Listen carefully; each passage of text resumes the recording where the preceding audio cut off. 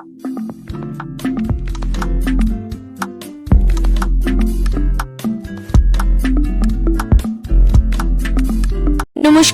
আমি শ্রীমান্তিকা।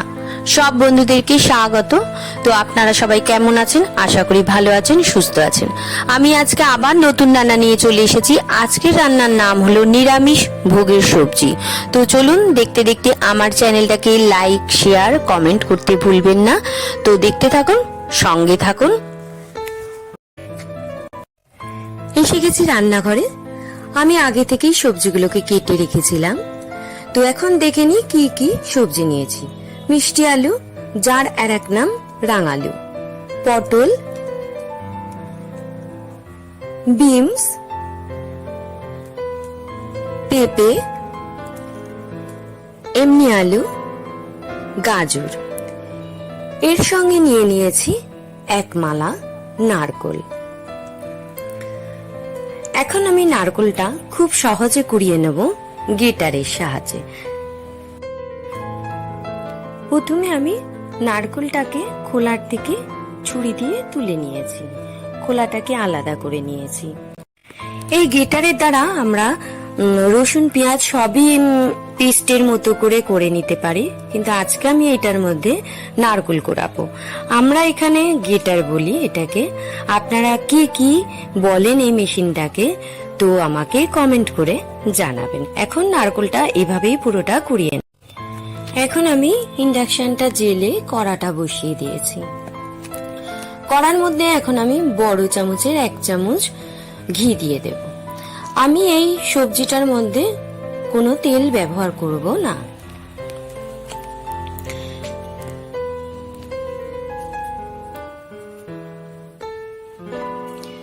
ঘিটা গলে গেলে ভালো করে তেলের মতো যেন একদম ঘিটা পাতলা হয়ে যায়, তখন এর মধ্যে দিয়ে দেব 1 চামচ সর্ষে। আপনারা সাদা সর্ষেও দিতে পারেন, লাল সর্ষেও দিতে পারেন। আমি এখানে লাল সর্ষে ব্যবহার করেছি। এরপরে দিয়ে দেব শুকনো লঙ্কা, তেজপাতা। এরপরে ভালো করে নেড়েচেড়ে সোমবারটাকে ভেজে নেব।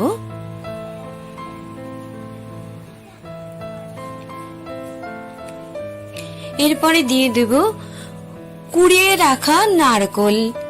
1 মালা যে নারকোল আমি কুড়িয়ে রেখেছিলাম সেটা পুরোটাই এখন এর মধ্যে দিয়ে দেব।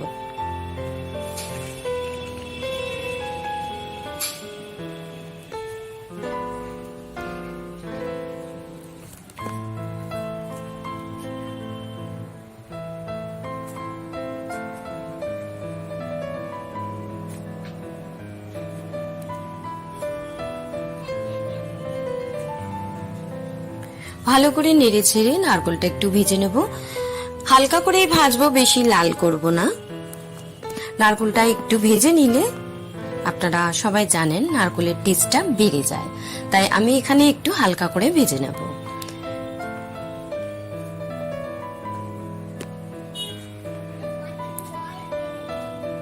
নারকোলটা ভাজা হয়ে এসেছে। এখন আমি এর মধ্যে দিয়ে দেব 1 চামচ আদা পেস্ট।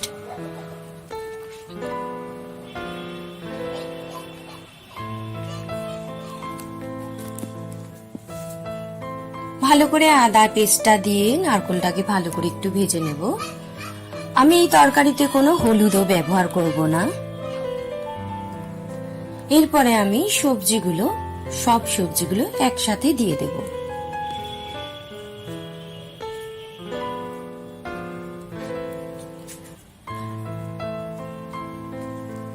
সবজিগুলো যখন কালার, তাই জন্য কি সুন্দর দেখতে লাগছে। সবকটা সবজি একসঙ্গে সাদা, সবুজ, অরেঞ্জ পড়েছে বলে ভীষণ দেখতে ভালো লাগছে।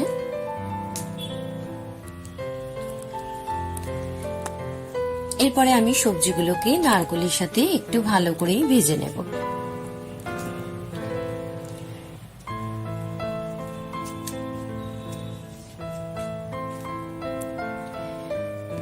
ভালো করে নাড়াচাড়া করে ভেজে নেব।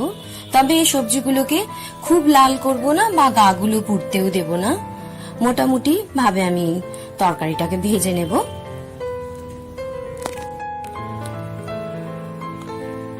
সবজিগুলো ভাজা হয়ে এসেছে। এখন আমি এর মধ্যে দিয়ে দেব পরিমাণ মতো জিরে গুঁড়ো।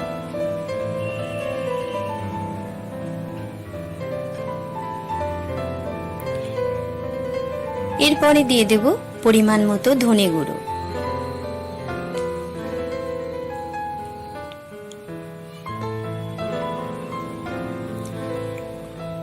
এরপরে দিয়ে দেব আন্দাজ মতো চিনি।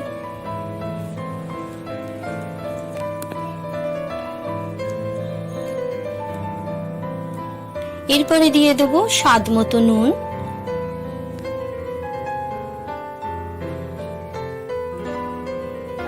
এরপরে সবকটা মশলা দেওয়ার পরে সবজিগুলো ভালো করে নেড়ে চেড়ে নেব। যত ভালো করে নাড়বো চাড়বো তত ভালোই টেস্ট হবে।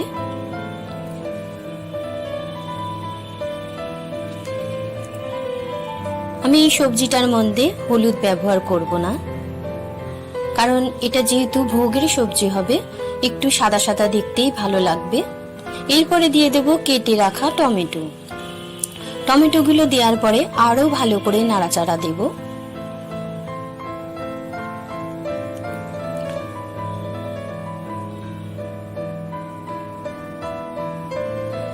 সবজিগুলো আমার মশলা দিয়ে নাড়াচাড়া করা হয়ে গেছে। এখন আমি জল দিয়ে দেব। পরিমাণ মতোই জলটা দেব, যাতে সবজিগুলো সিদ্ধ হতে পারে, সেইভাবে আমি জলটা দিয়ে দেব।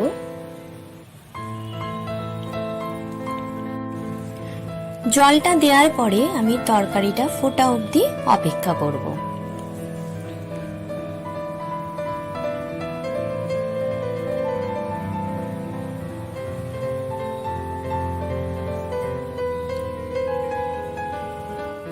তরকারিটা ফুটে গেছে। এখন আমি একটা থালা দিয়ে ঢেকে দেব। 10 থেকে 15 মিনিট বাদে আমি থালাটা খুলে দেখব যে তরকারিটা সিদ্ধ হয়েছে কিনা। ওদিকে সবজিটা সিদ্ধ হতে হতে এদিকে আমি দুধটা রেডি করে নেব। আমি এখানে একটু গরম জল তৈরি করে নিচ্ছি। এরপরে আমি বাটিতে 2 চামচ আমল দুধ দিয়ে দেব।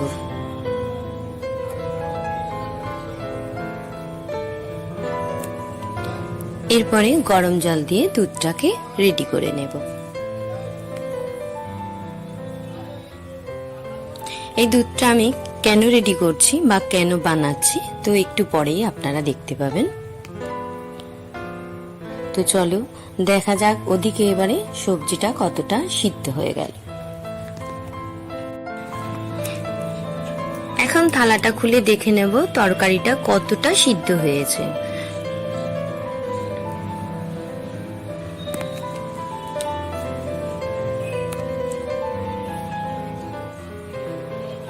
এখন ভালো করে একটু তরকারিটাকে ভালো করে নাড়াচাড়া দিয়ে দেব। এখনো বাকি আছে। নাড়াচাড়া দিয়ে আমি এখন একটা থালা দিয়ে ঢেকে দেব। আমি এই ভোগের সবজিতে কোনো তেল বা হলুদ ব্যবহার করিনি। পারলে আপনারাও করবেন না, দেখবেন খেতে খুব সুস্বাদু হবে। এখন আমি থালাটা খুলে দেখে নেব যে সবজিটা আর কতটা বাকি আছে। ভালো করে নেড়ে চেড়ে নেব, দেখে নেব মোটামুটি সবজিটা সিদ্ধ হয়ে এসেছে। সুন্দর একটা গন্ধ বেরিয়ে গেছে।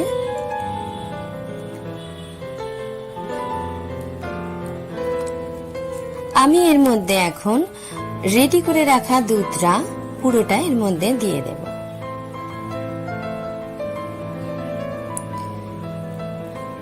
দুধটা দেওয়ার পরে এখন আমি খুন্তি দিয়ে আবার ভালো করে নাড়াচাড়া করে দেব। কিন্তু মনে রাখবেন দুধ দেওয়ার পরে বেশিক্ষণ আমি ফোটাবো না বা ফোটানো যাবে না। এখন আমি দিয়ে দেব গালিয়ে রাখা 2 চামচ ঘি। সেটা এখন আমি এর মধ্যে দিয়ে দেব।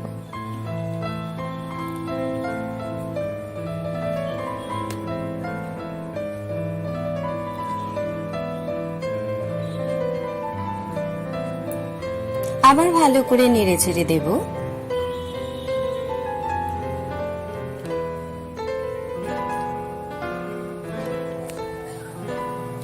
এরপরে আমি দিয়ে দেব চিড়ে রাখা 4টে কাঁচা লঙ্কা। মোটামুটি রেডি হয়ে গেছে আমার ভোগের সবজি। এখন আমি এটা একটা পাত্রের মধ্যে নামিয়ে নেব।